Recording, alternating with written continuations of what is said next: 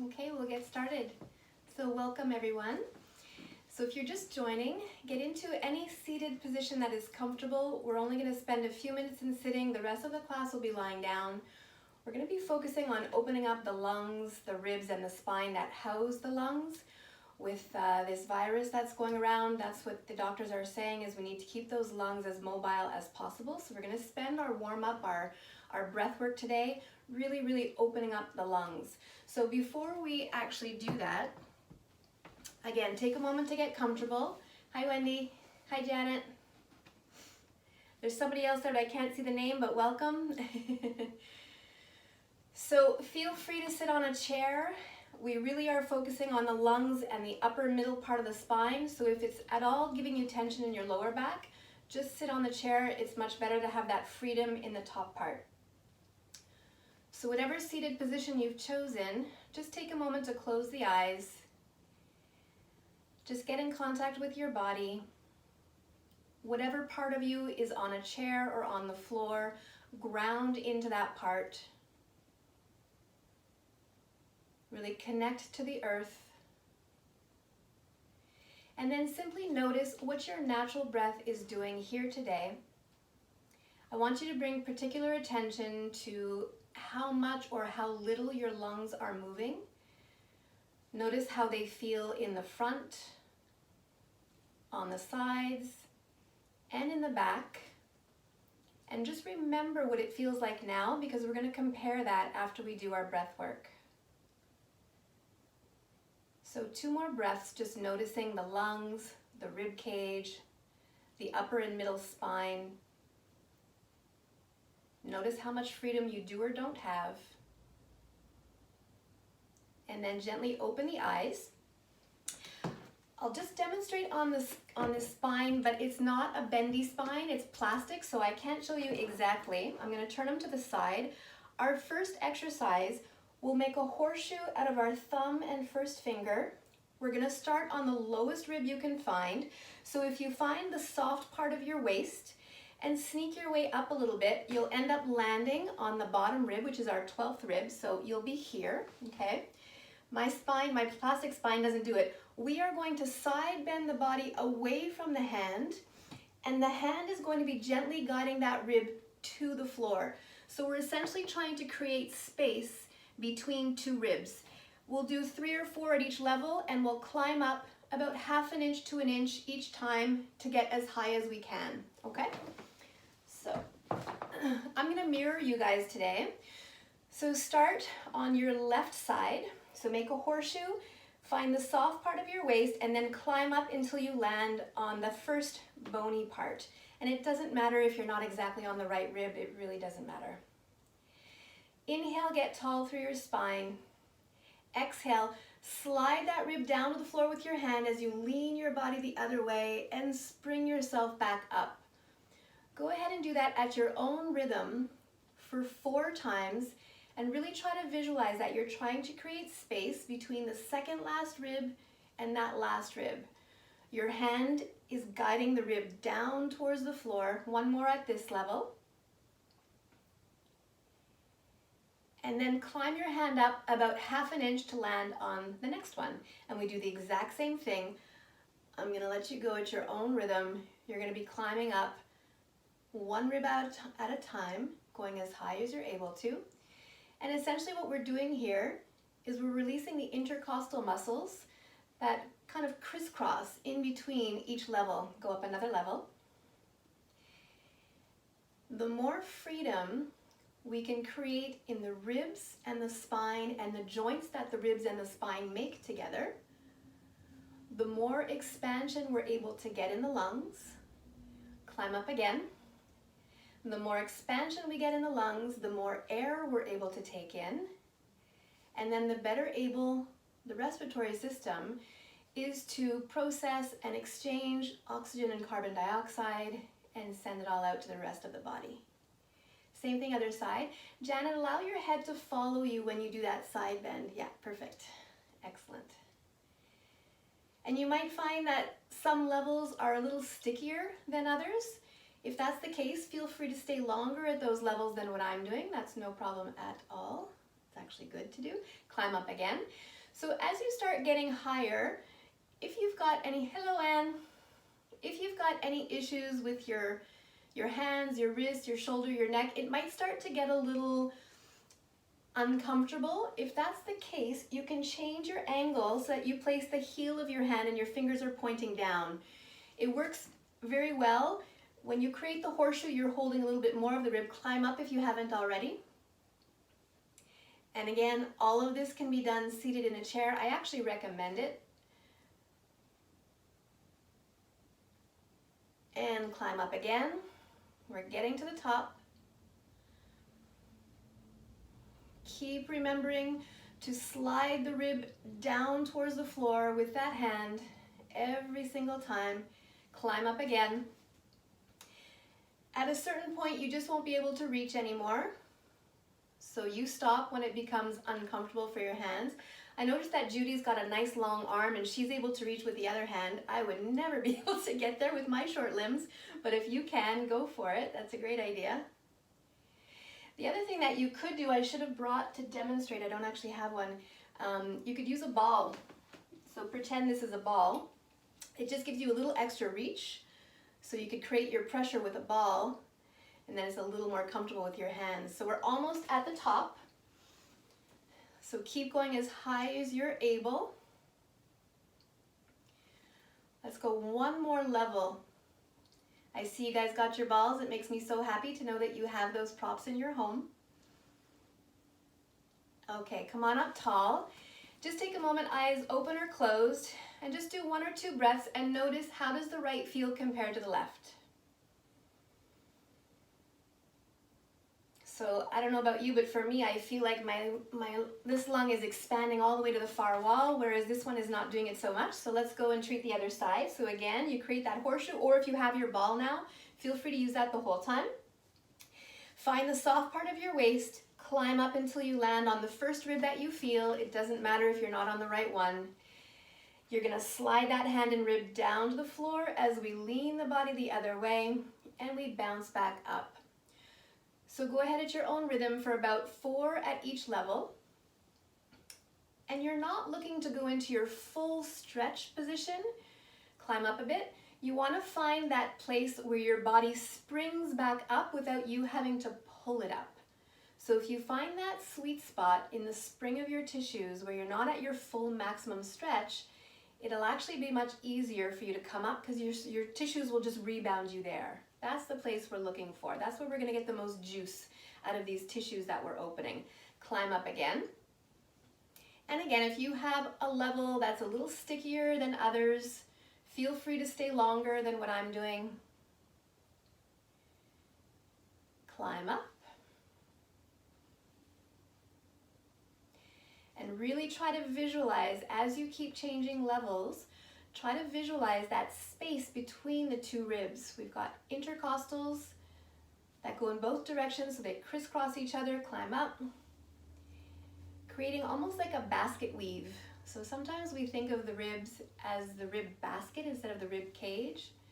The term rib cage has a very solid, unyielding feel to it.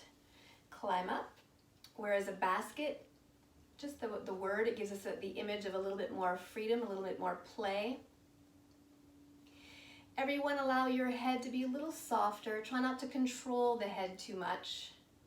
That's better. Climb up again.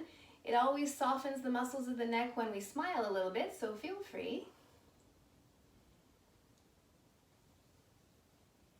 And again, if I'm going further and it's not comfortable for your hand, your shoulder, your neck to go further, you just go and focus on one of the levels that was stickier for you.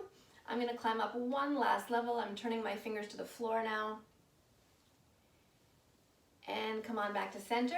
Eyes open or closed. Take a moment to compare the 2 sides. That feels much more even. Okay, so now, now we're going to be working on, in the front, the upper and middle ribs have a joint with the sternum, that breastbone in the middle. So you can find your breastbone in the center. That's easy to find, it's the hard part. Slide your hands off to either side so you're able to get 3 or 4 fingers along the ribs. The action is your fingers are going to be pulling out to the side and around the back. Obviously not as big as what I'm doing, I just want to make sure you notice that action as we're going to be lifting the heart through the middle. So what it looks like on a live person. And if you're wearing a wired bra, get your fingers underneath it so that you're not pushing the wire into your bones, okay? So it's a little tougher when you have breasts to maneuver. You have to sort of push them out of the way to get under and on top. So take the time to do that. So get off the sternum and slide a little bit open. Now we're gonna extend through the spine, and the action with the hands is you're sliding out to the sides and then around the back. So we're trying to create space, and we're gonna go back and forth. We're trying to create space between where the ribs and the sternum meet. Twice more at this level.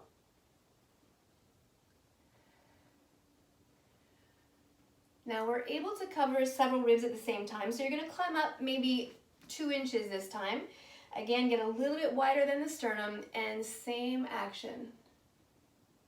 Really try to puff that part of your sternum forward as you slide the ribs first to the outside and then around the back, a little bit like the shape of a J. 2 more at this level. One last one. And climb up again. Again, about 1 inch or 2. So some ribs we're getting more than once, which is good. And repeat that same little thing. We're again not looking to go to your maximum ability to extend. You want to try to find that springy place in your tissues so that the tissues bring you back, rather than you having to contract anything to come back to neutral. Climb up again. As we get up higher here, it's often quite tense on people, especially if you're someone who deals with any anxiety. The tissues under here can get, they can get a little bit thickened, and then they don't glide as well as we'd like. So we're going to spend an extra couple here. This is a great way to create that glide. One last one. And we'll climb up one last time so that you should feel like your index finger lands just below your collarbone, okay? And now it's hard to isolate this part. It's easier to puff the ribs forward. Try to keep the ribs knitted together so that you're isolating that extension from those top 4 ribs. It's not a big movement. We're all quite sticky in this part of the upper spine. So really try to isolate it. And then the way the body will cheat is it'll do this with the chin instead, or the ribs instead. So try to keep the chin and the ribs in check and get that action from those top few thoracic vertebrae and those top few ribs. Let's do 2 more. And release. Just shake the arms out a bit. They're getting a workout with this. Eyes open or closed. Do 1 or 2 breaths just to notice the change. The only part we haven't done yet is the back. Oh, that feels good. I don't know about you, but it feels like my balloons. My lungs are filled with helium. Okay, the last one. So now I'm showing you the back of the spine. When we're doing it on ourselves, you're going to create that horseshoe shape again. Try to get your thumb. So imagine my fingers are your thumbs. You want to try to get the thumb as close to where the ribs meet the spine as possible. So we have those bumps, the spinous processes that stick out in the back of the spine. You don't want to be on those. You want to go 1 inch to 1.5 inches wider. So 1 inch to 1.5 inches away from center so that you're on the rib cage. So this time, these are my hands, my thumbs are on the back of my ribs, okay? We're going to be rounding the spine, and similar to what we did in the front, the action with the hands is slide the ribs to the outside and then around the front. To the outside and around the front. The action with the body is you're curling round. So we'll start as low as you can feel. You want your thumbs to be a good inch, if not a little bit wider from each other. And go ahead, round, and you slide those ribs to the outside and forward. Go for about 4 at each level. Go with the rhythm that feels good for you. And although we are going to be creating that C curve with our whole spine, try to emphasize the level that's under your thumbs as much as you can. Let's climb up a little bit. If there are certain areas that it's just not comfortable for you to reach because of your wrists, your shoulders, your elbows, or your neck, it's fine to be on the side of the ribs with the fingers and thumbs all pointing forward. You'll still get the same effect. It won't be quite as specific, but you will still benefit from it a lot. So don't worry about pushing through discomfort. It's not needed. Climb up again. So this time we're doing one rib at a time, and we have 12 on each side. So you're climbing up maybe an inch, slightly less. Every rib makes 2 joints with the spine. So that gives us 48 joints that we are able to mobilize here with this tiny little action. Climb up again. And we'll see in a minute when we retest our breath how much more freedom and expansion mobilizing these joints gives to our lungs. Climb up again. So it certainly gets tougher as we climb up higher. For those of you who have longer limbs and who have flexibility in your shoulders, you can change your hand position so that the fingers are pointing towards the spine. Or, as I said, just come to the side of the ribs if it's becoming too difficult to reach around the back. Honor what your body is able to do. Climb up again.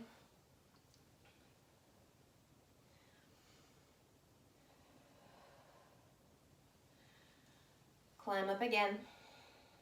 We're almost at the top. Climb up again. Try to get right up underneath the armpits as far as you are able to reach. Climb up again.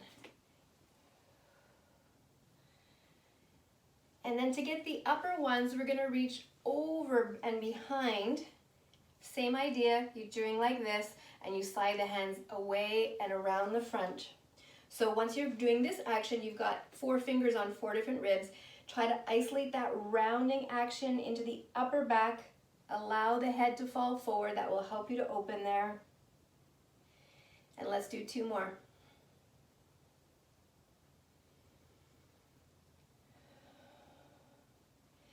Let the arms relax, shake them out, shake out your hands, give them a break. Eyes closed, do 2 breaths, and just notice, compare to how you felt at the beginning. How much expansion do you have in the rib cage? How much expansion do you have in the lungs themselves? Check the front, the sides, and the back. And hopefully you feel much more freedom, much more space than you did at the beginning.